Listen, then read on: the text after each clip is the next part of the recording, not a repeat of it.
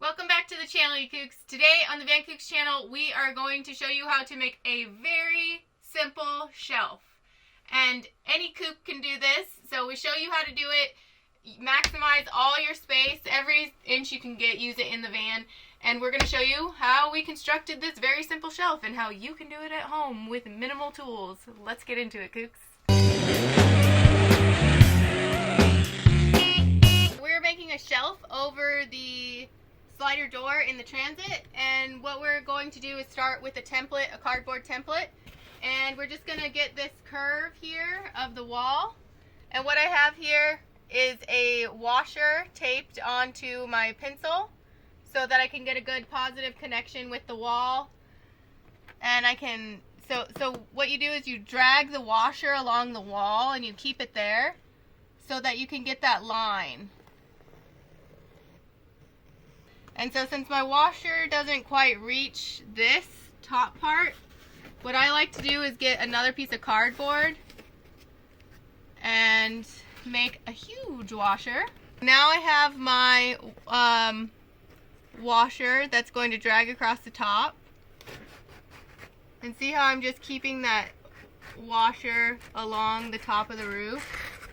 That way I can get the curve of the van. And so I'll just cut these and we'll check it out and see if it worked. There is my template, and I think I might have tilted my drawing a little bit when I was showing you guys with the new washer. But if you do have like a piece where you do have a little bit of air, I'm a perfectionist, so I'll show you guys how to fix it right now. And what I like to do is I like to have some painting tape, and you just make a new template. You're using this template to make a new template, and you'll tape all the way up to the edge, so you'll tape off that air.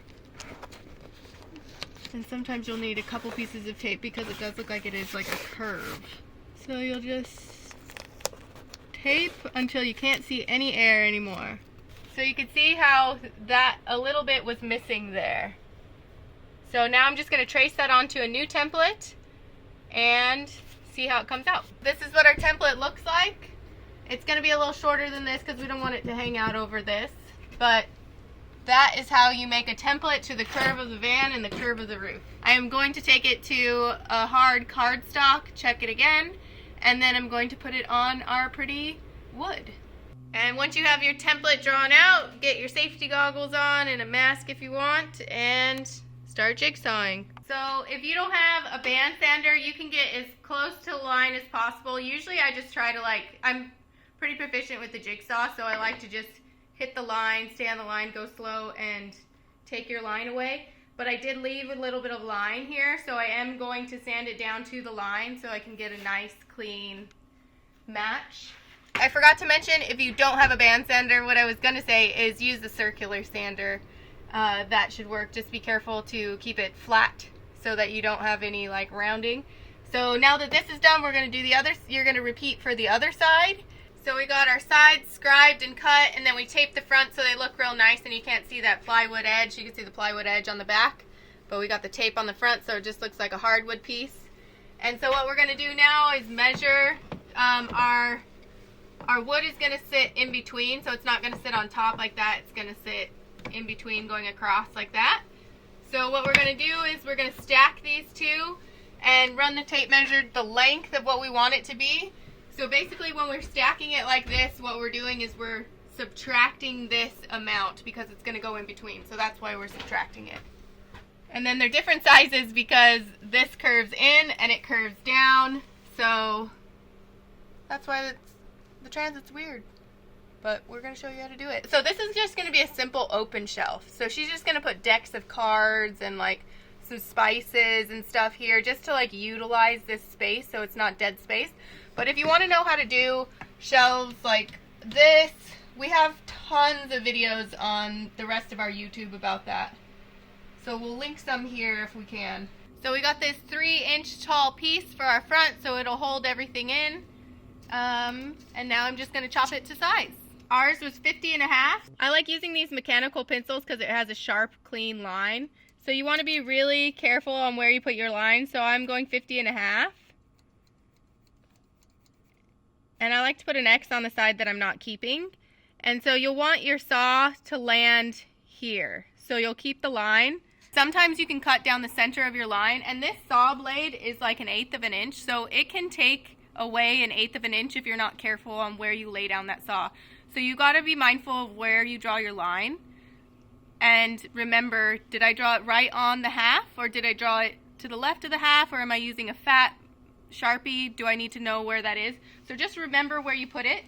And this saw is really cool. You can turn on and off the light, so it shows you where the saw blade is going to lay down. If I went down the center of the line, I would be losing like a 32nd or even a 64th of it, and it would come out a little smaller. And you'll get to the end and you'll be like, why is this not working? And it's because like you took away the saw length. So just be mindful of that. When we use the plywood and the plywood edge is going to be showing, we do like to use this veneer edging. It's pre-glued.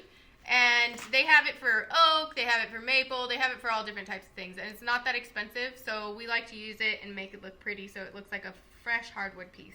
So you iron it on. Do the iron long ways. That's kind of doing it sideways, but you'll do it long ways. And then you'll also do it at an angle for the corner, the edges, because you're going to be cutting off those edges and you want them to be glued down really good so that you don't pop them off. So just get a little angle going at it on each side. Alright, so we pin nailed it and now we've put it into place, and like I can leave it. It's such a perfect measurement. So what we'll do now is we'll get a long piece of cardboard and we'll go up to our edge here, and we're going to draw the line on the inside. So we're going to have the cardboard sit like this, and we're going to draw the inside of the line here. Just like we made our templates for our side, I made a template for the bottom, and as you can see it curves quite a bit. So I made this template first by putting it underneath our shelf while it was in place. And I got my pencil with my handy dandy scribe hack on it, and I just ran it along the wall to create the curve.